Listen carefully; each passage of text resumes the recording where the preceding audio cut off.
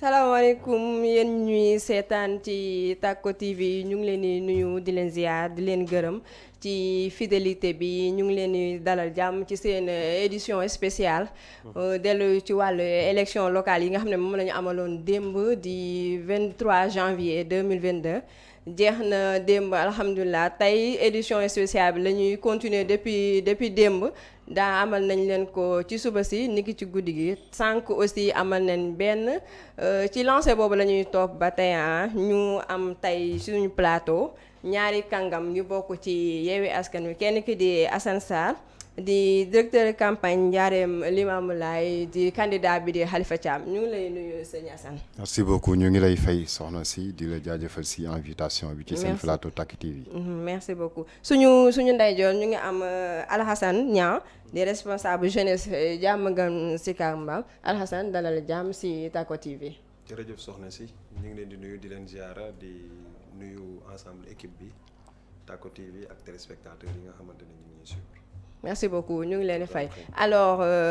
on va démarrer cette émission parce que actualité la te élection ñu ngi ci ba léegi donc li ñuy njëkk a débattre sànq waa Benno Bokk Yaakaar nekk ñoom seeni adversaire bi ñu doon jàmmarloo dem ci élection yi kenn si ñoom amal nañ conférence de presse ngir dellu ci wax ci wàllu résultat yi nga xam ne am nañ ko démb donc ñoom ñu en tant que responsable bokk ci deux bords mais bokk ci Yewwi Askan Wi ñu laaj leen ci seen appréciation Assane Sarr pardon yow la ñuy njëkkee Benno Bokk Yaakaar sànq amal nañ conférence de presse responsable yi ci dellu ci contester résultat élection yi démb yi ñoom ci seen kàddu nee nañu ñoom ñoo gagné yéen en tant que ñu bokk ci Yewwi Askan Wi loolu loo ci xalaat.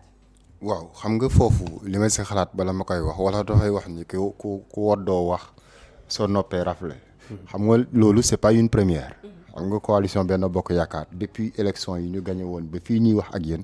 amul benn élection bu fiy jaar législative yi passé justifié na ko ñu programmé wala résultat yi commencé wadd rek ñu profito dem organiser seen conférence soi-disant conférence de presse wax ni dañuy revendiquer ay victoire yu nga xamante ni amuñu ko donc loolu seen stratégie la yu nga xamante ni dañ koy def pour tour le ndëm askanu Sénégal tey ñoom lii daf leen war a jox un message fort bu nga xamante ne nii war nañu xam ni askanu Sénégal dañu doyal ci ñoom parce que vote yi ni mu demee surtout avec la coalition Yewwi Askan Wi nga war a xam ni nit ñi dañu engagé wu pour le changement te di bëgg a changer waaw mais xam nga def nga recours xam nga yuuxu tapet mooy njëkk a saaga xeex su amee tapet dafay profité amee saaga ji amee wax ji waaye bu dóorante jotee dafay reculer dóorante bi ci bureau de vote yi la woon dóorante bi ci bureau de vote yi la woon population bi exprimé wu nañu wax nañu ne li leen doyal nañu la majeure partie des maires yi nga xamante ni ñu ngi foon population bi nee nañ leen yéen defoo leen fi dara ay ci da ngay dem ci benn secteur doo fa joxoñ benn réalisation bu ñu def ba pare yow nga yëpp askan bi bëgg naan da ngay dem di tàllalaat sa loxo ñoom foofu la ñu waroon commencer en réalité moo gën ñu toog naan dañuy def conférence de presse di revendiquer ay résultats yu nga xamante ni en réalité du seeni résultats donc loolu ce n'est même pas du patriotisme donc foofu rek waroon nañ fa mën a sukkandiku pour bàyyi askan bi ak ki nga xamante ni moom la ñu tànn parce que le peuple s'est exprimé. dëgg la léegi Alassane loolu yow loo ci xalaat ci conférence de presse Benno bi nga xam ne amal nañ ko sàng. waaw di profito di féliciter ki nga xamante ni mooy sama confrère bi muy Assane Sarr di ko féliciter bu baax a baax xam naa ni liggéey bi xawoon na jafe trop bon foofu li ma ciy wax xëy na du bëri. je dirais que ni en politique il faut savoir perdre et prendre de la hauteur pour avancer. tey bu ñu fàttalikoo 2019 on a vu Benno Bokk Yaakaar avant même la proclamation officielle des résultats ñu dajaloo woote joxe ay résultats yoo xam ni peut-être ñun sax rafetlu wuñ ko woon avec benn aisance boo xamante ni ay tendance rek ci ñoom loolu ñun loolu lañ jàppoon mais bi ñu xoolee bi ñuy proclamer résultats yi ci li ñu waxoon ci loolu la gaa yi tënku donc yaakaar naa tey lii bi mu ñëwee ñoom waroon nañ jël de la hauteur ñëw communiquer wax gars yi vraiment ñii suñuy confrères parce que Sénégal moom mooy gagné. donc loolu nag ñun dalaguñu si fi nga xamante ne mooy commune Diamaguène Sicap Mbao di profiter également di saluer équipe municipale sortante bi parce que vraiment démb avant ñuy tëdd ñu si bëri ñu ngi doon féliciter ñu si bëri reconnaître nañ ni ils ont essayé mais malheureusement ils n'ont pas pu. ñoom bennoo sax seen conférence presse bi jàpp xam démb lañ ko njëkkoon jàpp à 22h.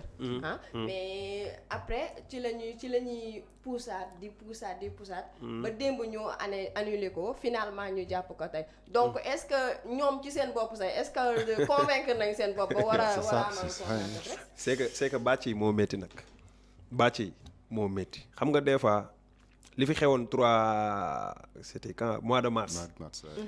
dafa fekkoon xam naa président doon nelaw tëpp yëgul lu xew affaire yëpp ko doole. je pense que aussi tamit loolu moo leen dalaat ci duma yi parce que yaakaaroon nañ ne xëy na dañuy ñëw jaar jàll. te lii ñi nga xamante ni peut-être les personnes les moins informées boo demee dans la rue nga tendre leen micro trottoir dinañ la wax ni la Yewwi Askan Wi a battu largement Benno Bokk Yaakaar. te loolu moom c'est incontestable. vraiment man dañ ma xaw a décevoir quoi pour man instant bi dañu war a xalaat naka la ñuy defaroo pour dem 2024 parce que tu es au courant que ni validé nañu candidature Macky Sall pour mu dem 2024. troisième candidature am mais non c'est clair. Le peuple a averti. Voilà. Ok léegi ñu dem ci décryptage des résultats. Parce que Yewwi Askan Wi démb mën nañ ne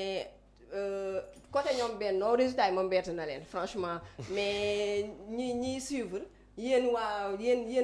en tant que responsable yow mi bokk di ci directoire campagne bu benn candidat yéen globalement résultat yéen nu ngeen ko gisee ban appréciation ngeen ci am que ce soit globalement que ce soit particulièrement fii Njaareem Limameulaye bi nga xam ne yéen foofu ngeen bokk. waaw xam nga résultat yi d'abord dañuy féliciter suñu candidat yu ñu amoon en commençant par le candidat Ahmed Aïdara pour la ville de Guédiawaye donc mu yóbbaale ñi ci des ñëpp xam nga résultat yi mënuñu bett. xam nga lu tax résultat yi mënuñu bett élection dafa am processus gis nga li nga xamante ni wala fii aussi ñoom ñooy waxaat ne tibb bii daan mbër doo ren la koy lekk daf koy lekk bu yàgg préparer ko bu demee ba ci terrain bi mu matérialiser ko xam nga élection doo jóg te tey aussi dafa am lu am solo lu ci am doo jóg rek nga ni élection yi des na 1 mois 2 mois nga commencé sillonner dëkk bi di séddale sa xaalis di tuur nit ñi lëndëm pour que bu élection jotee ñu wotelaat la Sénégal dañu jëm ci beneen phase te beneen phase bi ñu jëm mooy nit ñi dañu commencé yeewu léegi di nga leen jox sa xaalis ñu lekk ko ba pare te duñu la voter la preuve à Guédiawaye gis nañ ko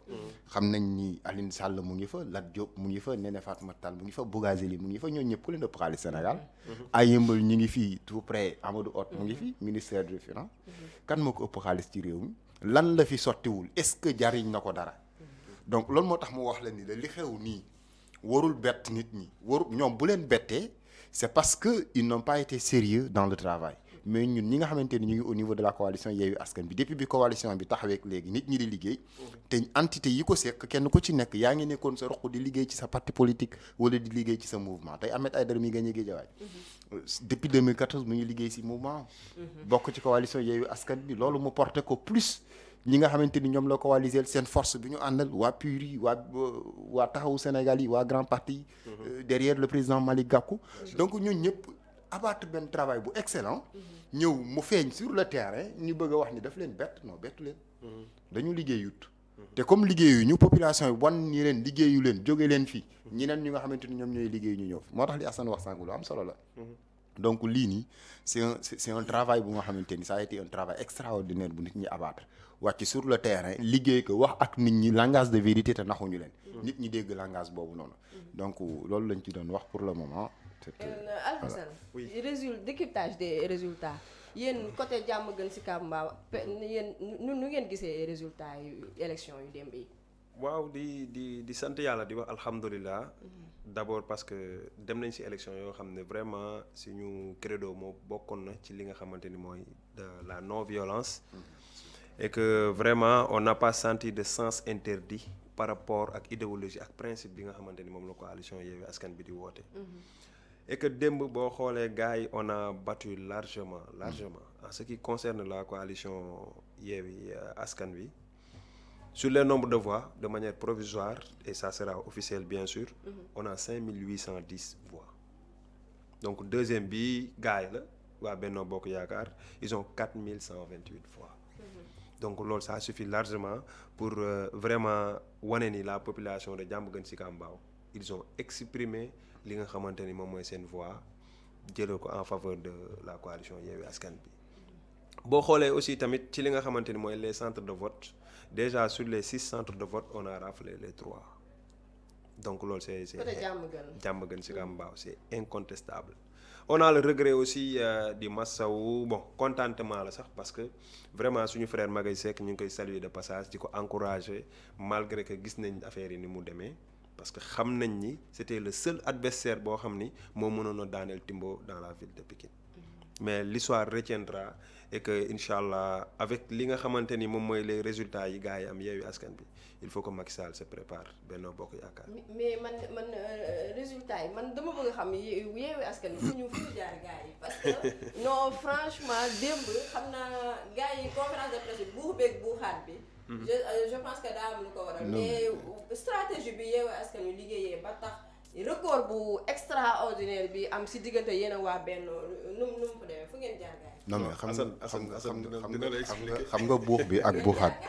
xam nga buux bi ak buuxaat bi soo woowee nit ñi ni damay wax ak yéen te yow li ngay wax ak nit ñi wóor na la ni yow convaincre la da ngay jéem a wuti lu convaincre nit ñi te lay nag sampul penc kenn mënul dëkk ci di lay xam nga soo wootee nga am lu concret war a wax soo wootee war ko wax doo dàq li nga war a wax da ngay ñëw nga wax ko mais su fekkente ni amuloo lu concret da ngay dem wuti lay te lay nag mënul téye nit ñi en tout cas fii Sénégal toll léegi lay mënatul téye nit ñi beneen bi ci des Alassane wax na la ko sànq xam nga boo dégloo rajo wala nga nekkoon au cœur des événements da ngay gis ni ci centre de vote yëpp pratiquement dafay général à chaque fois Yewwi Askan Wi daf doon devancer carrément et puis avec les maigres moyens aussi loolu tamit il faut ñu souligner ko gars yi ñoom ñoo doon jël seen propre xaalis di dépenser seen propre oto seen propre salaire di ko ci dugal laawu ñu ngi lay jox ay enveloppe di la jox ay oto di la jox essence di la jox gasoil nga dem sur le terrain te pourtant mënuloo am dara c'est parce que nit ñi dañ leen gëmatul te li Alhassane wax sànq lii wax naa ko sànq ni c'est un message fort xam nga bon tappalekat yi wax nañ ni le président Macky Sall mun na nekk candidat pour 2024 mais lii daf ko war a servir de leçon daf ko war a servir de leçon mu reculer xam ni li muy def nii par déontologie constitutionnelle sax waru ko ko même bu ñu nee ko lii mën na nekk mais moom mi waxoon taxaw wax ni du ma def mukk ñaari mandat mais moom mooy taxawaat mu yeewi nit ñi comme niñ ko waxee ci Yewwi Askan Bi mu wax nit ñi ni leen dal leen la ma waxoon ba léegi maa ngi ca c'est aussi simple que ça mais nga naan bu temps bi jotee dinaa wax mais sëñ bi nit bu jiitee ci kër na muy waxee noonu lay njabootam di waxee ni muy defee noonu lay njabootam di defee boo wootee conférence de presse war a ñu xaar la nga signaler gauche jàdd droite mais say njaboot bu ñu leen xaaree ci conférence de bu ñu signaler gauche dañuy jàdd droite noonu dong la mën a demee ça veut dire que Yewwi Askan Bi dafa liggéey wàcc sur le terrain dem à la rencontre de la population sénégalaise waxtaan ak la population sénégalaise proposer leen des plans proposer leen des programmes yu nga xamante ni c'est faisable wax ak ñoom une langage de vérité bu nga xamante ni nii suñu tey jii nii avant élection yi di ñoo ñu ne la suñu falo lii la ñu compte def population bi gëm leen ànd ci ak ñoom loolu moo matérialisé wu ci urne yi bokkul nag ak ki nga xamante ni wóor na ko ni moom yow kii ñëw tey jii nii la daf lay jox xaalis mais wala dafay wax ni nit ki bala nga koy may chaque jour jën da koy jàngal ni muy nappe mais ki ñëw di la tuur xaalis di la jaay xaalis loolu jëndatul Sénégal de bu yeboo ñu xam ko mu leer ñun amul benn mouvement bu nga xamante ni jox nañ la xaalis te pourtant foo génn nit ñi topp la foo génn nit ñi foo waxee nit ñi apprécier nit ñi ñooy ñëw vers toi wax la ni la ñëwal rencontre ma ñun ci bi ñuy def ci campagne yi je salue de passage un certain Doumbouya à marché Ndiarème bi mu ñu recevoir daf ñi gars yi ñoo am habitude di joxe mais man maa leen di jox yëkkati xaalisam jox ñu te yooyu la ñu war a gis mu bëri ci réew mi mais toujours et que da ngay xaar un candidat bu ñëw wala nga xaar benn parti politique bu ñëw mu jox la xaalis mais lan lay jariñ loolu li ëpp solo mooy candidat bi bu ñëwee wax ak yow mu wax la programme bu nga xamante ni lu faisable la nga mettre ko devant ses responsabilités à ce que une fois mu falu programme boobu mu la doon jaay mu mën ko matérialiser ba yow nga mën ci teg sa bët bu ëllëgee c'est ce que a fait Bara Gaye. macha allah absolument foofu laa doon ñëw sax parce que yëmbal moom c'est extraordinaire parce que li ma naan surprise am na Amadou Hott bokk na ci ñi am surprise parce que yëmbal tour nañ fi ay millions yu dul jeex. donc yéen waa Diamaguène Sicap Yewwi Askan Wi nu ngeen teniree loolu parce que loolu mënoon na nekk benn entrave si yéen. mais fort heureusement. vous avez gagné là-bas. macha allah nan ngeen teniree loolu macha allah. bon xam nga vraiment luñ naan loo maîtriser rek wax ci def si yomb day yomb. et que malheureusement gars yi dañoo maanaam xaw ma nan laa ko mën a waxee si wolof xaw ma yaafus la xaw ma peut-être ñàkk bëgg sa askan. parce que boo xoolee Yewwi Askan bi en fait y a pas de maanaam waruñu dem ci loo xam ne c'est extraordinaire non non parce que d'abord population bi dañu sonn. population bi dañu sonn surtout Diamaguène Sicap Mbao donc di wax ni foofu ñun déjà dañoo ñëw fekk population bi sonn et on n'a pas nan lañ koy wax te sax juumuñu ci choix yu ñu jël ak équipe bi nga xamante ni moom la ñu jël parce que déjà je vais de passage nga may ma ziar leen ku mel ni suñu directeur de campagne Baydi Diop bu matee directeur de campagne waaw Baydi Diop donc ñu ngi koy nuyu de passage aussi ñu choisir profil bi nga xamante ni koo ko présenté mu apprécier ko di ko féliciter de passage muy le candidat Cheikh Aliou Bey Yewwi Askan bi mais également mu entouré ak ñi nga xamante ni c'est des leaders des autres coalitions yi nekk des autres partis yi nekk ci coalition bi mën naa citer ñu bëri Pam Ndiaye grand parti ainsi de suite j'en passe ñoom Ibrahima Anne et autres donc boo amee équipe bu mel noonu boo tegee projet de société nga am ñi nga xamante ni la majeure partie c'était des acteurs de développement y compris moi qui vous parle c'est-à-dire on n'a pas attendu d'être au pouvoir wala bon d'adhérer dans les partis politiques pour wax ak nit ñi donc defuñu loolu beneen bi on a une jeunesse très très très responsable et consciente c'était pas difficile c'était pas comment dirais-je facile parce que la population a été exigeante pour que ñu wan leen des programmes copier-coller yi nag gars yi xam nañ ko ku def programme copier-coller dañu gis la nga nekk ci commune bi am ay moyens taxawoo ni nga war a taxawee ça pose problème beneen bi may def mention spéciale parce que ku mel ni président Gakou nga xam ni ci moom laa nekk mais aussi le président Ousmane Sonko parce que ils ont compris les enjeux notre frère Bara Gaye dañ koy ziar bu baax a baax parce que les gens ont tout fait pour jéem a jënd nit ñi wala pour jéem a yàq li nga xamante ni mooy liggéey Bara Gaye mais non la victoire moom quand elle va triompher rek day am doole Bara Gaye waaye yëmbal moom taxaw na leen mais tamit delloo nañ ko njukkal au détriment de li nga xam ne moom la Amadou Hott wane ba mu ñëwee yëmbal yéen loolu noonu nan ngeen ko exploité ba am confiance population ba nga xam ne ñu votel Yewwi Askan Wi waaw mais xam nga kiiraam di la boot kooku bu amee ay tànk du la fi bàyyi bien sûr xam nga mooy lan man ci parti politique laa bokk mais su ma lay dimbali wala loo xam ne jafe-jafe askan bi su ma siy taxaw damay summi sama t-shirt jël sama étiquette parti teg ko fële parce que ci gox bi laa bokk dama koy taxawee tout à fait mais Bara Gaye loolu la def ak keneen xam nga Sénégal nag wax dëgg neex yàlla fi ñu toll nii c'est une révolution générationnelle boo xam ne moom mooy am gis nga bu ñu daan def les visites de proximité les VAD des fois tu rencontres des personnes yoo xam ne tu peux penser que ni peut-être ñii suivre ñu sax l'actualité politique mais quand tu les abordes ci ngay xam nettement que ni ñii comprendre nañ les enjeux mais ñooñu mënoo leen jënd 1000 francs 2000 wala koo si jox 2000 day dem jënd bisaab defal ko njar bu kii naan ko bu ñëwee votel coalition bu baax bi te xam nañ ni coalition bi nga xamante ni moo fi war a mën a jëlee jafe-jafe yi nekk waxuma dans les communes mais Sénégal c'est la coalition Yewwi Askan bi waaw loolu laa gis dinañ ci ñëw après ngeen expliquer ñu percé wu Yewwi Askan bi dinañ ci ñëw merci mais Assane dinañ am nañ contestation yu ñu dégg jëm ci wàllu résultat yi nga xam ne moo am seen côté yéen waa Gounass Ndiarème loolu ban explication ngeen ci mën a def côté mooy seen candidat Khalifa Thiam. waaw il y a eu des contestations surtout au niveau de Wakhinane Nimzatt et de Ndiarème déjà dañuy wax ni on doute à ce que il y a dans certaines zones les PV ne sont pas fiables ñu ngi di ko vérifier donc puisque dañu nekk ci processus de vérification xëy na après dinañ ci revenir mais bu dee par exemple à Wakhinane Nimzatt foofu da ngay wax ni ëllëg lañ bëgg a def rek parce que parti au pouvoir ñoo fa nekk te d'ailleurs sur l'étendue du territoire national depuis en général parti au pouvoir ñoom ñoo koy jéem a def te dañuy xam ni vraiment ils n'ont plus de base solide puisque amatuñu base solide li ñu mën a def rek mooy yuuxu bu nu yuuxoo jéem nañ ko def moo tax Barth daf leen avertiroon Barth daf ni leen woon moom dañuy jubiler dem mairie ba wala ñu dem prison lu mu leen jaral ni parce que dañ ko def ci législative yi passé c'est-à-dire que dañu ci jël leçon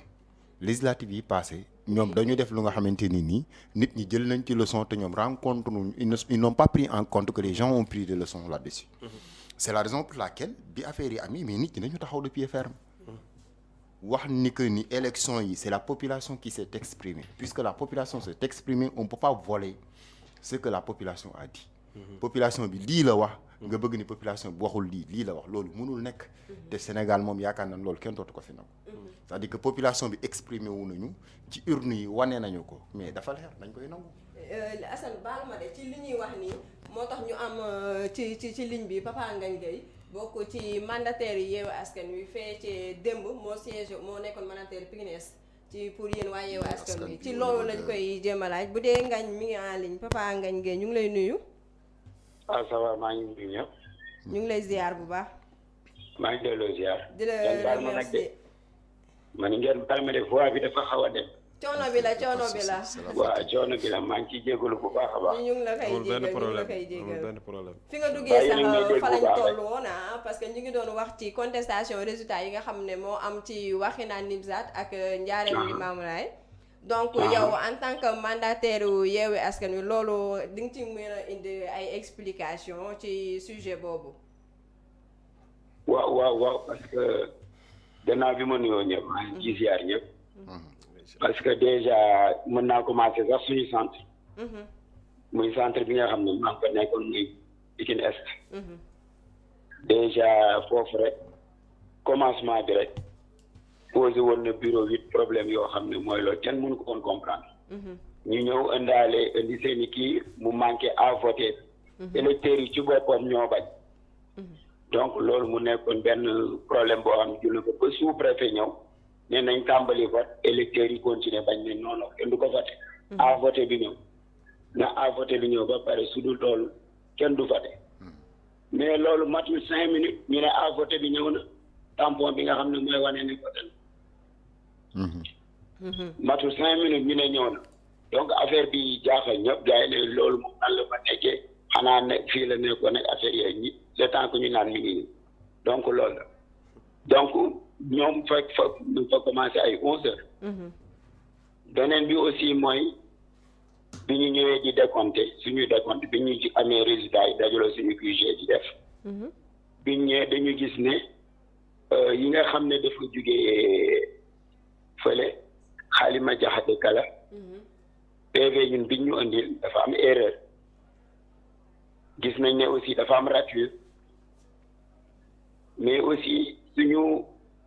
kii nekkoon foofu wax nañ ne tey ne foofu ñun ñoo gagné woon après la ñuy wax suñu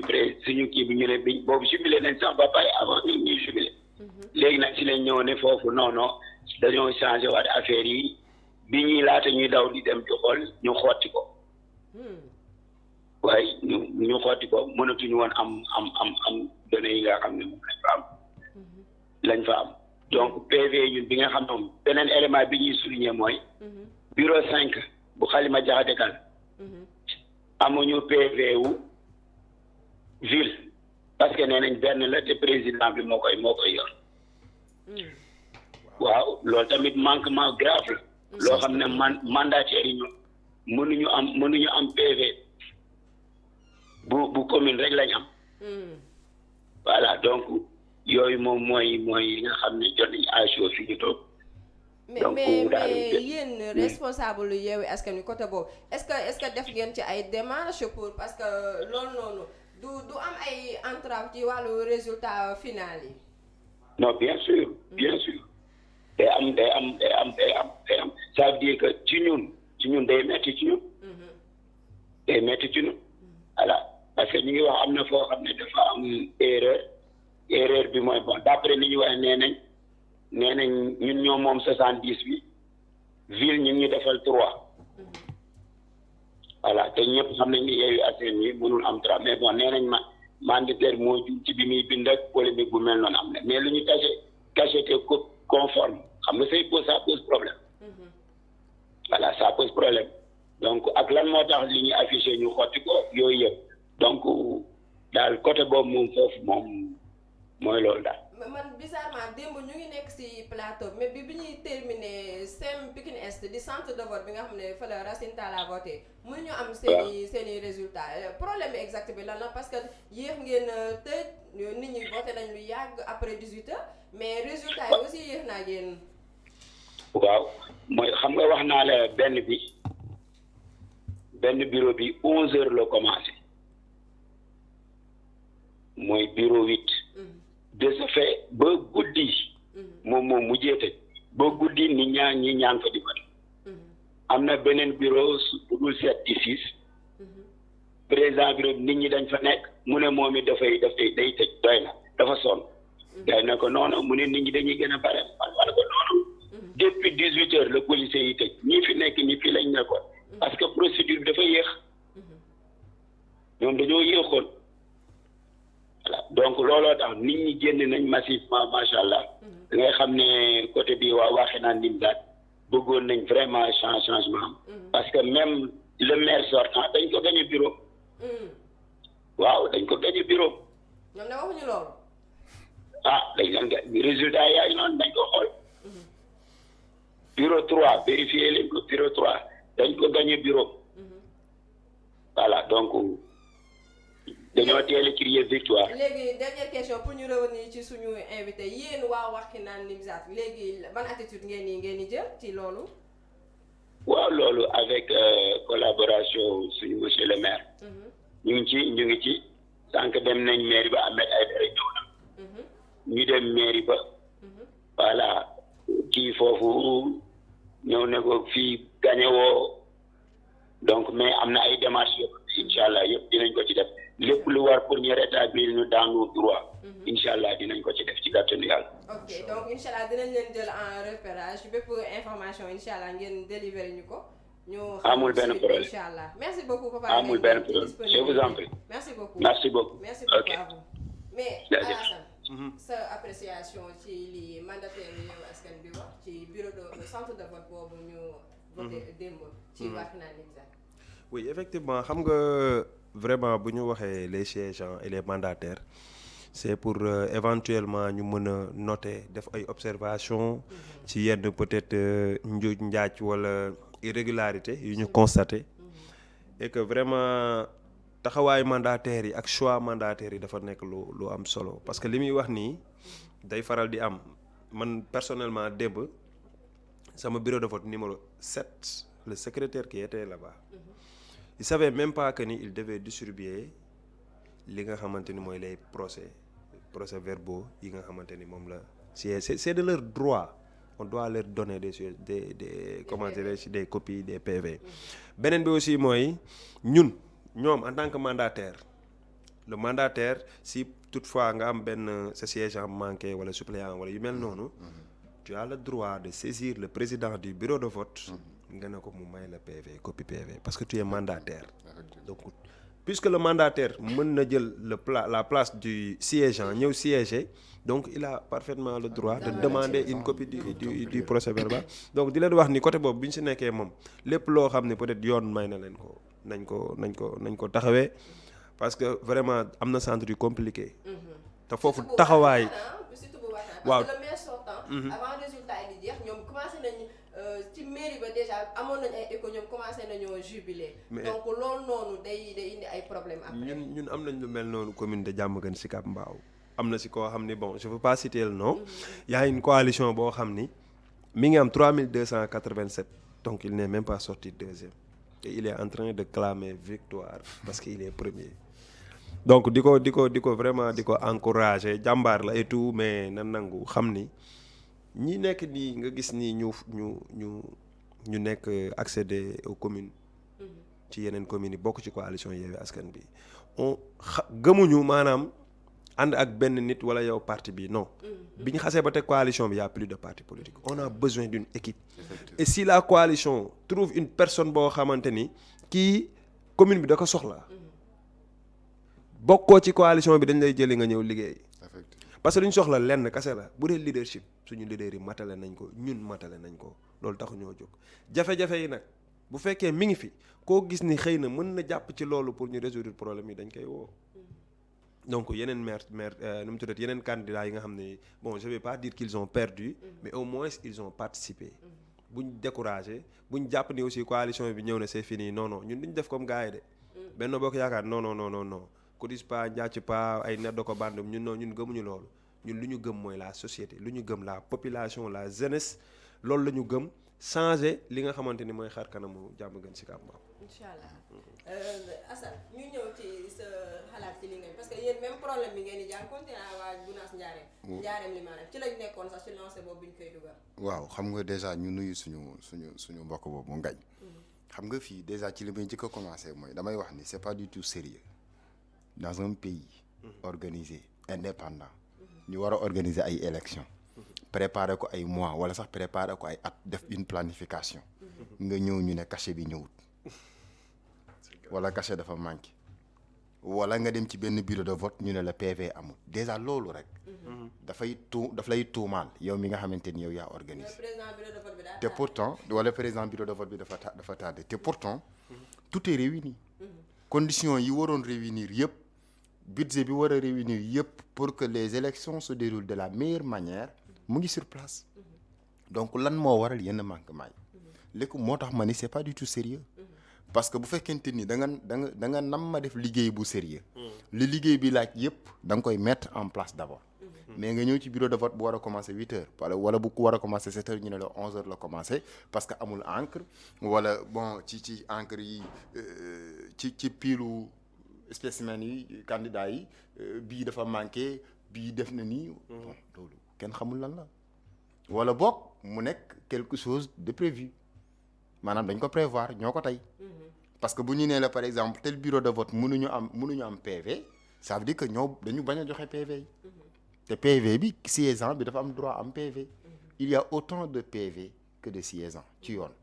ndax parti politique bu bokk wala coalition bu bokk ne dafay dem ci élection dinañ prévoir pour que moom bu amee un siégeant balaa siégeant bi di génn bureau de vote bi mu yóbbaale PV ce qui veut dire que boo fekkente ne nii par exemple am nga 10 candidats ça veut dire que dinañ prévoir pour chaque bureau de vote 10 PV maintenant yow bu la neexee nga ne du ma la bindal mais mandataire bi mun na ni par exemple benn siégeant bindaa leen ma PV su paree nga signal ko beneen bi ci des ci dinaa ñëw ci boobu ci li mu wax ni ñëw ñu jot ay PV yu nga xamante ni dafa am rature yu ñu blanco un document administratif xanaa lu nit woyof bopp jàngoo xam nga ni document administratif même extrait de naissance sax dañ lay wax ni la kenn du ko surcharge te kenn du ko blanco xanaa loolu war nañ ko xam donc ce qui veut dire que su fekkente ni da nga indil nit ki CV bu nga xam PV boo xam ne dañ ko surcharge wala PV bu nga xamante ni dañ ci def blanco loolu nit ki dafay susciter doute te bu doute xasee installé wu ci bopp nit ki rek dootul wóolu donc ñoom ci yooyu la ñu waroon njëkke élection bi jàll na yeneen mu ngi ñëw nañu def en sorte que manquement yi am fii du am te pourtant depuis quand ñuy organiser des élections au Sénégal beneen bi ci des bi nga xamante ni ñoom en général souvent parti au pouvoir daf koy def te surtout bi fi nekk nii la coalition Benno Bokk Yaakaar ñu noté ko depuis élection locale yëlee depuis législative yi jaar ak bi weesu mais lan moo tax suñu voté ba pare du ñu dem ñibbi mais dañuy wër centre yi di influencer nit ñi loolu ban sens la am ban njariñ la am en fait c'est-à-dire que voté nga ba pare demal nga ñibbi. léegi yéen côté Ndiarème Limamoulaye loolu noonu léegi ban taxawaay ngeen ciy am parce que résultat yi ñi naan contesté nañ ko au finish du seen arrangement yéen. waaw mais nga baal ma balaa ngay tontu ci question boobu Baydi Diop bi ñu doon wax tudd léegi. il est en ligne. voilà Baydi Baydi oui. Baydi salaamaaleykum. waaleykum salaam soxna Baydi si. Diop di directeur campagne bu Diamaguène Sicap Mbao ñu ngi lay nuyu. très grand directeur. ñu ngi lay fay soxna si. ñu ngi lay nuyu di la ziar di la dara jàmm ci Tako TV. merci beaucoup ñu ngi lay fay nuyoo di nuyu sa invité yëpp. ak seen téléspectateurs yi vraiment di am mbégte di participer ci émission bi. bisimilah Baydi ñu ngi lay nuyu ñu ngi lay dalal jàmm di la bàyyee kàddu gi nga wax ñu sa appréciation ci résultat bi nga xam ne yéen waa Yewwi Askan Wi def ngeen ko rawatina fii Diamaguène Sicap Mbao ndax seen stratégie bi ngeen utiliser nii yéem na gaa yi de. waaw mais d'abord dañuy sant yàlla bu baax. di wax alhamdulilah ci ndam bi nga xamante ni yàlla may nañu ko. ndamu militant yëpp. waaye di ndamu population bi. ndax kóolute la population bi am ci ñun ba voté ñu. donc dañu koy delloo di wax ni dañ koy jël en toute responsabilité. waaye effectivement Yewwi Askan bi en général lay wax. dafa wane loo xamante ni lu rare la ñu gis ko ci opposition Sénégal. mooy dafa ñëw ci élection yi daanaka toutes les grandes villes que ça soit Dakar Pikine même au niveau du conseil départemental de Keur Massar ñu jël ko donc loolu li muy wane rek mooy c'est la grande coalition li muy wane mooy aussi coalition bu nit ñi am yaakaar la bu nit ñi am teg seen bët la ngir yaakaar ñu changer situation réew mi donc dañ ko doore ci élection locale yi waaye ñu ngi jëm ci législatif voilà donc au niveau de Diamaguène Sicap Mbao ñun on est sorti très largement pratiquement ñoo ngi aux environs de 5800 et quelques voix donc derrière ki ci topp mi ngi am 3000 et quelques donc gis ngeen différence bi xaw na rëy. waaw Alassane mi ngi koy wax léegi Alassane Niang mi ngi koy wax léegi. voilà donc c'est ça. li ñu def rek mooy dem waxtaan ak nit ñi wax leen suñu programme.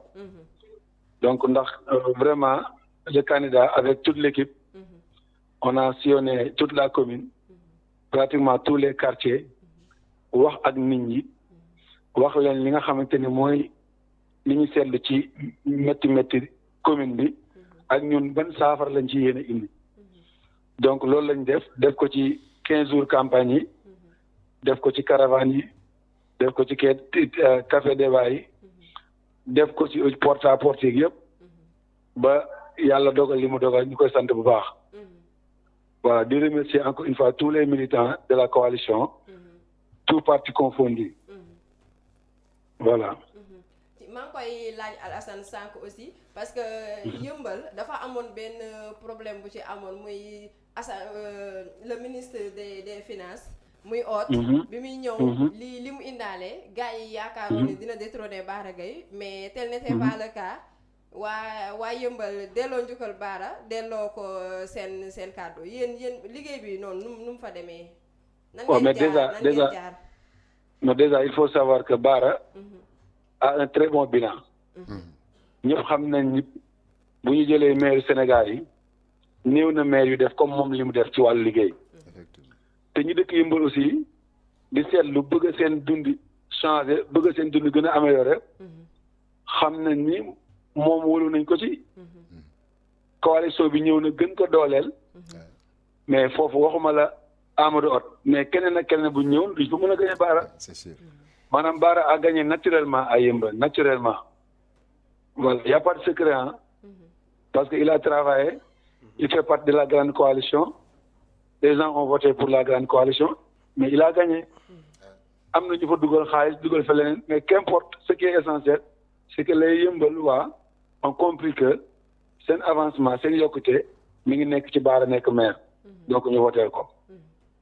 voilà merci monsieur Baydi Diop. merci beaucoup et félicitations à ta TV. merci beaucoup voilà maa ngi nuyu Alassane bu baax vraiment ku def liggéey bu am solo la ci affaire bi moom ak toute la jeunesse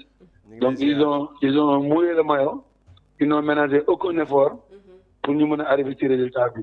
donc bravo à Alassane. merci beaucoup voilà merci beaucoup merci xam naa suñu derrière ñu ngi may wax ni temps bi li ci des bëreetul dañuy ñëw ci reconfiguration politique bi parce que seetlu nañ ci partout li ñuy naan jeune maire lañu am donc am nañ alternance générationnelle ci élection yi loolu ban jeexital la mën a am ci suñu pencum politique. bon di remercier encore une fois di ko nuyu muy Baydi vraiment il a été à la hauteur pour diriger campagne parce que c'est pas évident boo amee une population avertie wax ak ñoom du yomb boo leen waxul lu concret dañ koy xam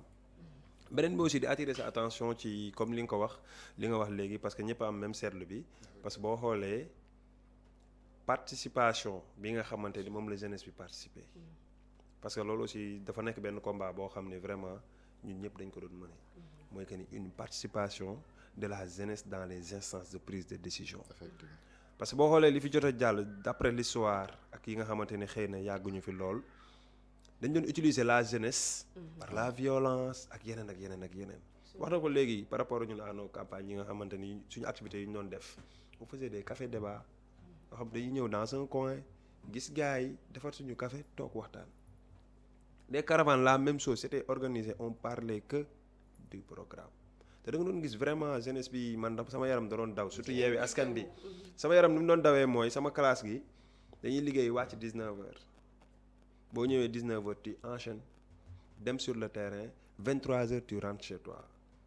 te yow bi ngay ñëw 19h y avait d'autres personnes yoo xam ne 16h ñi ngi fa 15h ñi ngi fa 8h 9h ñi ngi sur le terrain te boo xoolee loolu ay xale yu ndaw la jeunesse surtout les primo-votants vraiment di leen jaajëfal di leen wax ni la voix est là parce que li nga xamante ni mooy démocratie du nekk loo xam violence la wala leneen ak leneen non non c'est-à-dire la voix moo nekk lu ñu wane démb dans les urnes ñu wane ni carrément li fi nekk baaxul ci Sénégal baaxul ci ñun te jeunesse bi instant yi on a une jeunesse avertie le gars même bu ñu ko mayee 3e mandat bi moom xam na ni non xam na li koy xaar xam na li koy xaar waaw mais génération bi ñu xam nga alternance générationnelle boobu noonu yaa ngi naan mag a ko yar mais ndaw bu yàgg a toog ak mag wala li góor ga waxoon ni ndaw bi wax ak baayam te baayam mag sa baay baayam mun na ko wax lu nga xamante ni yow ëpp na say nopp xam nga alternance générationnelle bii nii dafa commencé woon dessiné wu depuis élection présidentielle yi xam nga avec le phénomène Ousmane Sonko li nga xamante ni il a joué un grand rôle les leaders Barthélémy Diaz Guy Marius Sagna ñi nga xamante ni ñoom ñëpp tey jii nii jóg nañu taxaw pour yee askan bi surtout la jeunesse xam nga dañuy faral di wax ni en général élection yi ni mu daan demee mooy jeunes yi dañ leen daan utiliser daaw ñu sax nekk ci liste yi léegi nga commencé doon gis ay jeunes di nekk ci liste yi di nekk conseiller wala déet daawul am dañ leen daan utiliser juste comme ngeen baal ma ci terme bi bëgguma sax di ko utiliser comme une bête électorale c'est-à-dire que dañ leen di utiliser bu xeex amee ñu xeexloo leen bu defi leneen amee ñu defloo leen leneen comme li sama xarit bi doon wax ni dañ leen di utiliser comme une arme de destruction massive alors que comme disait mon ami Habib Ndiaye la jeunesse ne doit pas être utilisée comme une arme de destruction massive mais la jeunesse doit être utilisée comme une arme de construction massive parce que jeunesse moom mooy construire une nation d'autant plus que ñu nekk ci benn dëkk bu nga xamante ni la mais la jeunesse est majoritaire jeunes yi ñoo ëpp ci dëkk bi jeunes yooyu ëpp ci dëkk bi dañu war a def en sorte que jeunesse bi nekk une potentialité pour la nation sénégalaise mais pas mu nekk un fardeau pour la nation sénégalaise te li koy waral mooy jeunes yi bokk ci instance de décision yi parce que tamit xam nga dañuy wax booy liggéey si wàllu xale ñu ne la tout ce que tu fais pour l'enfant sans l'enfant est en réalité contre l'enfant mais dañ ko jël ci jeunes yi ñii wax naan jeunes yi dinañ xëyu ndaw ñi mais nanu jox ndaw ñi bu ñu joxee ndaw ñi ñoom ils sont conscients que ni seen morom yi lii la ñu bëgg lii la ñu soxla ñoom dinañ ko mën réaliser moo tax loo fi gis maire bi candidat bu Yoff bi moo gagné département de Tivaouane c'est un jeune maire Bara Gaye c'est un jeune maire Barthélémy Dias c'est un jeune maire mais même Ahmed Aïdara du mag te pourtant depuis wax naa la sànq ni la avec son mouvement GLB Guédiawaye laa bokk nga xam ni Guédiawaye la nga ko ñor foofu dinaa def une parenthèse la particularité en est que Guédiawaye ñoom ñoo soxla woon le changement indi seen doom teg ko ci seen dëkk parce que Guédiawaye n'a jamais eu de maire bu nga xamante ni Guédiawaye la dëkk toujours dañ leen importer derrière Malick Gakou qui a fait un travail extraordinaire sur la coalition Yewwi Askan Wi et sur Guédiawaye donc loolu moo lay wan ni la ñoom ñëpp c'est des jeunes te jeune bi am na vitalité bi am na vivacité bi suñu ko encadré mu dem tey à Yewwi Askan Wi quand même la conférence des leaders ña fa nekk ay borom yu bopp lañu Serigne Moustapha Sy bi mu ko lancé à Tivaouane ñëpp nangu ko ñu ànd ci di ci liggéey ñoom Khalifa Sall ñoom Ousmane Sonko ñoom Déthié Fall ñoom docteur Babacar Diop à Thiès donc xoolal ñooñu ñëpp ku ñu entouré ku ñu encadré est-ce que doo liggéey beneen bi ci des ñooñu ñëpp dañoo am un contrat moral bu nga xamante ni moom moo leen boole avec la population sénégalaise bokkul ak ki nga xamante ni dafay ñëw pour investir parce que man noonu laa ko tuddee en réalité ñi doon tuur xaalis ñëpp la preuve boo ci seetee kenn ku ci nekk amul kenn ku ci yeewoo fa nga doon xëccoo maire mën nga def say gëstu nag sur toute l'étendue du territoire national ñi nga xamante ni ñu ngi doon yor seen xaalis di ko xëpp population bi amul kenn ku ci yeewoo fa nga dëkk Amadou Hott yeewoowul Yëmbal Bara Gaye moo fa yeewoo boo ñëwee Géejawaay Aline Sall moo fa nekkoon yeewoowul Géejawaay feneen lay yeewoo keneen noonu loolu moo tax jeunes yi loolu moo leen metti il faut que ñu am koo xamante ni bu ñu ko soxlaa gis ko élection législative élection yi weesu nii locales yi wane na ko législative yaa ngi ñëw parce que assemblée nationale tey jii nii xoolal assemblée nationale ni mu dessiné woo fi nga xamante ni nee nañ mooy pencum ndawu réew mi foofu la ñuy war di dogale jeunesse bi foofu lañ leen war a xeexale te mënuloo jël sax 5% de la jeunesse ñu représentative. ci loolu sax laa bëgg ñu terminer suñu émission parce que temps bi jeex na. léegi maintenant élection locale yi jeex na. yéen waa Yewwi Askan Wi jël ngeen pratiquement ci provisoirement waru waa Benno c'est officiel. provisoirement résultat yi ñu am jël ngeen ndam li ne selon vous léegi maintenant vous avez la population entre vos mains la confiance de la population léegi lan ngeen ñi teg ci loxo population bi loo xam ne changement bi ñuy réclamer ba tax ñu dénk leen seeni gox yéen di ngeen ko matal lan mooy perspective bi lan ngeen programmer pour indi changement boobu. voilà loolu la xam nga dafa am lu may fàttali tuuti. mooy que ni la coalition Yewwi Askan bi maanaam tëbul lekk dem. dafa am loo xam daf ko préparer. population fi mu toll nii ñoom ils savent bel et bien ñun lan lañ bëgg a def pour ñoom parce que loolu lañ leen présenter suñuy programme tantôt café débat bi ma la doon wax. on faisait des lives directement les gens posaient des questions et on répondait. et sur les propositions des projets yi nga xamante ni moom lañ bëgg a réaliser dañu xam ni étudier ko xam ne lii c'est des projets yu mën a nekk yu réalisables je vais juste donner li nga xamante ni tey mooy commune Diamaguène Sicap Mbao di leen gën a sonal bokk na ci inondation donte bokkul sur les compétences transférées et tout mais ñun gëmuñu loolu xam lu ñu gëm quand on voit la solution ou bien quand on a le management qu'il faut avec des partenaires pour résoudre certains problèmes dañ koy def beneen mooy population bi li ñu leen di wax dañ koy gëm te loolu lañ incha allah fas yéene liggéey mooy que ni déjà daan nañ ñu gis ñuy yëngatu ci mel noonu avec suñu maigre moyen sànq waxoon naa la ni la kuy raam di la boot kooku bu mënee daw du la fa bàyyi donc la confiance est là li si des nag mooy yàlla moo mën a matale yàlla aussi di ñaan yàlla ñu yàlla may kàttan ak li nga xamante ni moom la ñu bébét parce que ñun suñu objectif nekkul mairie de oui c'est-à-dire gars yi nee nañ pour soulever une montagne il faut commencer par les petites pierres parce que ñun dañoo gëm pour ñu suqali Sénégal il faut commencer par le développement local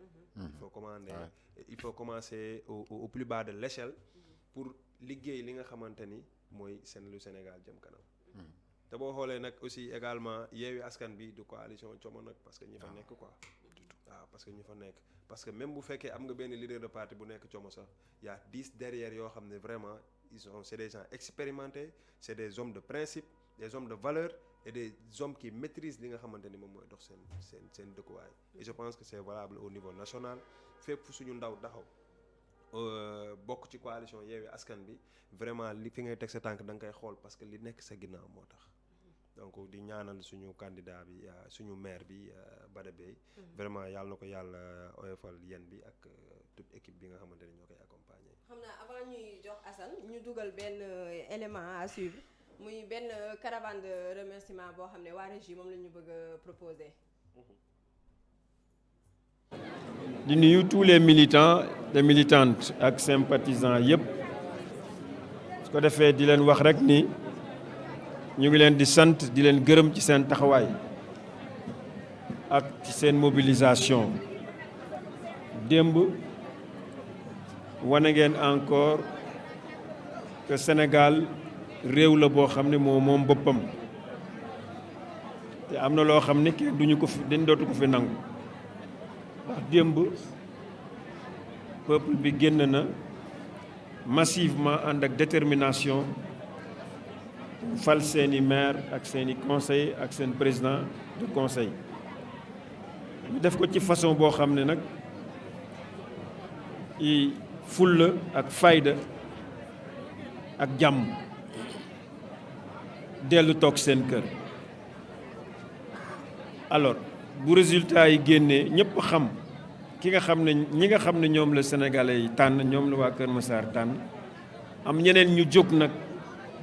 bëgg yàq suffrage yu sénégalais waa Kër Massar de façon particulière loolu amul kenn ku koy nangu ndax élection la c'est un choix et population yi ñooy def seen choix bu ñu ko defee de façon démocratique képp koo xam ne démocrate nga da nga war a nangu résultat wu urne yi alors am na nag ñu jóg di wër di tappale di caaxaan naan ñoo gañe fekk ganewuñu sax benn bulletin amuñu ko alors bu taxee ñu wër bu ñu yemoon sax di wër mën nañu comprendre parce que de toute façon la commission départementale de recensement des votes est en train de dépouiller am na communes yoo xam ne déjà pare nañ te dañu leen fa dóor yu metti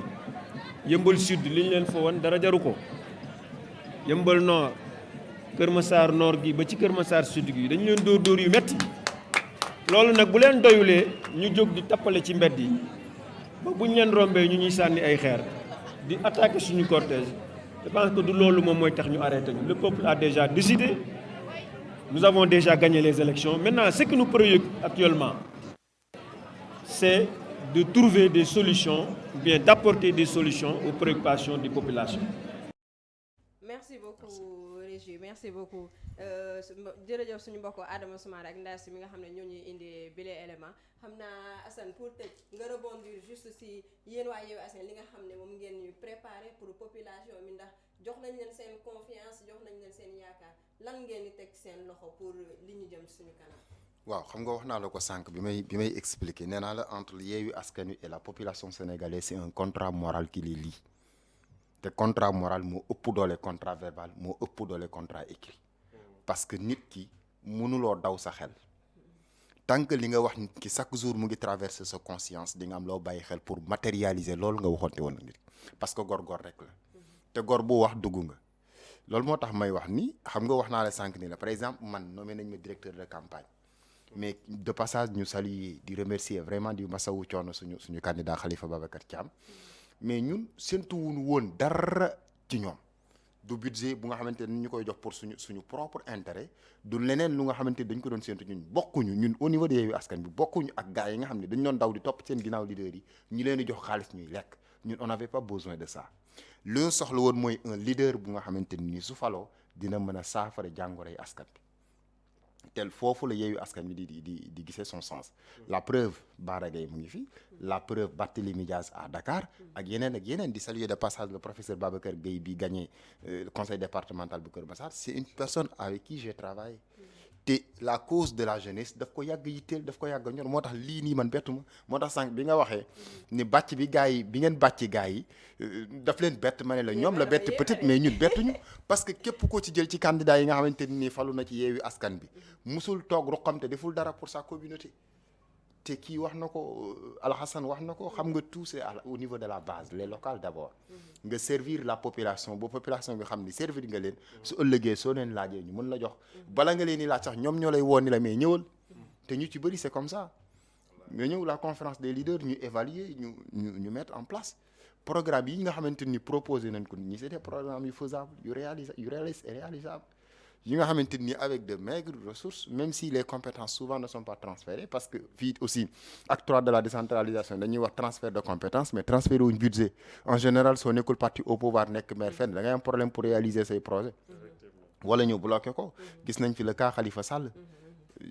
ci emploi obligatoire bi gis nañ fi yeneen ak yeneen donc loolu dafa war a jeex ci dëkk bi parce que maire bi il est là pour la communauté nekk fi pour benn parti politique communauté bi ñoo ko fal nañu ko bàyyi mu liggéeyal comité bi bu ñu def des politiques mais parce que loolu bâton la sous les roues de waaw mais duñu ñàkk fayda aussi di bàyyi même buñ ko defee dinañ ko dénoncer parce que loolu aussi tant que ñu ngi am possibilité di wax ak askan bi dinañ wax ak askan bi ñun dama lay jox benn exemple ñun bi ñuy def suñu VAD yi mu ngi koy wax lu am solo il nous arrivait ñu dem ci benn kër wala ñu fekk benn groupe ñu recueillir ñoom seen i besoin ñu def expression de besoin mais bu ñu masaan naan def seen expression de besoin lan laa leen di wax bu fekkente ni lii ngeen di wax kat bokk na ci li ñu yoon may ñu mën ko doxal dinañ ci xar suñu tànk tubéy waaye bu fekkente ni wóor na leen ni par exemple lii ngeen di wax nekkul responsabilité maire wala nekkul ci compétence maire par exemple defaral ñu tali defar tali nekkul ci compétence maire ki lay wax defaral ma tali da nga koy teel a wax ni ko defar tali nekkul ci sama compétence soo ma waxee li nekk ci sama compétence dinaa ci jéem te loolu mooy le contrat moral bi ma la wax sànq candidat yi nekk Yewwi Askan bi en tout cas au niveau de Guédiawaye ak peut-être ñeneen ñi nga xam ñëpp loolu moo leen lié ak nit ñi dañ ko commencé bu yàgg loolu soog a ñëw. donc malheureusement suñu temps d'émission écoulé lañ ko mais ma leen di remercier di leen juste un temps pour dernier mot. waaw rapidement rek parce que vraiment frère bi wax na lu bari quoi di lancer un appel. ñi nga xamante ni peut-être c'est les contestateurs ñu wax ni. Sénégal dañ ko xam ci dal ak jàmm. donc lii day wane ni day prouver nettement que ni Sénégalais population bi ñoo décidé. vraiment ñu jël ko ñu fair play. tourner la page jéem a concentré wu ci leneen. beneen bi aussi mënuma jeexal te vraiment remercier wu ma la jeunesse de Diamaguène Sicap Mbao particulièrement à Fass Mbao di remercier la coordination des jeunes le bureau des jeunes ñëpp maa leen di ziar mais également di nuyu mes deux épouses Al Koubra et Mbène Sarr oui di nuyu aussi particulièrement ki nga xamante c'est le président directeur général ngeen may ma ko bu Jolof Relax ameublement te bëgg naa ngeen seeti leen quoi waaw xam naa incha allah mën nañ leen jàppale ci lu bëri loolu incha allah loolu dinañu neex di nuyu aussi mon frère Pape Gueye bu Fass Mbao ñoo dëkk ensemble il était candidat c'est une révélation politique boo xam ne vraiment aussi moom il a beaucoup contribué ci li nga xamante ne mooy victoire u Yewwi Askan bi donc di leen jaajëfal yow présentatrice mais aussi di jaajëfal vraiment Tako TV parce que on a besoin de ça lii lañ soxla et que na ñëpp ñëw jàpp ci li nga xamante ni mooy effort bi nga xamante ni moom la gars yi di def donc di leen jaajëfal di féliciter encore une fois sama collègue merci à vous aussi Alassane kontaan nañ trop parce que biñ la amee automatiquement tu as confirmé c'est normal ñu ngi lay remercier bu baax ci disponibilité merci beaucoup voilà donc ñun xam naa fi ñuy tëjee rek d'abord bi ñuy njëkk a def mooy saluer ak di ñaanal suñu président de parti Cheikh Seydi Mouhamadou Moustapha Sy suñu capitaine Mame Cheikh Ahmed Tidiane Sy Al Ibn di remercier la conférence des leaders ñoom Ousmane Sonko ñoom Khalifa Sall ñoom ñëpp mais di defal mention spéciale suñu leader au niveau du département de Guédiawaye Ahmed Aïdara ñoom Mbacké Gueye ñoom Ousseynou Aïdara ñi nga xamante ni ñoom ñoo ko doon jàppale au niveau de Ndiarème ni Mamoulaye wax naa ko sànq di remercier vraiment suñu candidat bi nga xamante ni ñun ñëpp boole woon nañu boot parce que des entités yu nga xamante ni bokkuñu nga boole leen boot noonu nekk mag te à chaque fois bu ñuy dox bu ñu daan dem ci caravane yi da nga koy yëram sax soo ne ko dugal ci oto bi mën na du ma dugg ci oto bi jour vote bi ñu ñëwee ñu war a voté dafa dem ne dafay rang bi ñu ne ko mais monsieur le maire mun nga dem nga voté sans pour autant nga rang mu ne su ma waree jiite population bi te du ma leen wan fi ñu war a jaar naka la ñuy def damay taxaw ma rang comme tout le monde su ma àggee ma voté dem ñibbiwaat sama kër donc loolu la def di defal également mention spéciale benn tata bu nga xamante ni ñoo doon liggéeyandoo muy maman Ndeye Fallou Mbaye nekk responsable GLB nekk vraiment une femme brave koo xamante ni ku jàmbaare la liggéey yi nga xamante ni sekkoon nañ ko yëpp doon ko def ak ñi nga xamante ni ñu sekkaloon liggéey bi di remercier vraiment waa Tako TV ci invitation bi comme ni ko Alxasan waxee lii dafa am solo il faut ñu jox kàddu gi la jeunesse ñu wax ak nit ñi il faut que aussi yu mel nii ñu koy bareel donc di ko jaarale ci loxo xadam ak ñi mu bokkal liggéey bi yëpp ñoom Modou Fall ñoom Mamar Cissé et tout ça donc ñu nekk ñu nga xamante ni yàgg nañ leen côtoyer yàgg nañ leen xam yow tamit vraiment macha allah affaire yi teg nga ko si yoon ñu ngi lay jaajëfal di la encourager bu baax a baax merci à tout le monde merci à vous chers téléspectateurs doo bàyyi ma remercier madame yow tamit vas-y avec plaisir loolu dina ma neex xanaa da ngaa bëgg a yegg ma yegg ñu xëcc sama nopp donc Alimatou Sadia la brave dame qui est à la maison donc salut et coucou machallah merci beaucoup jërëjëf merci beaucoup chers téléspectateurs yéen ñu doon a ànd ak ci Tako TV seen édition spéciale sur les élections di remercier sama maquilleuse di Fatim Biram nekk fii Wakhinane Nimzatt Maru Sëñ Saliou ku téléphone di 77 841 37 61 di remercier aussi l'équipe technique bi nga xam ne ñoo nekk suñu ginnaaw accompagner ñu di leen remercier ci liggéey bu remarquable merci beaucoup et à bientôt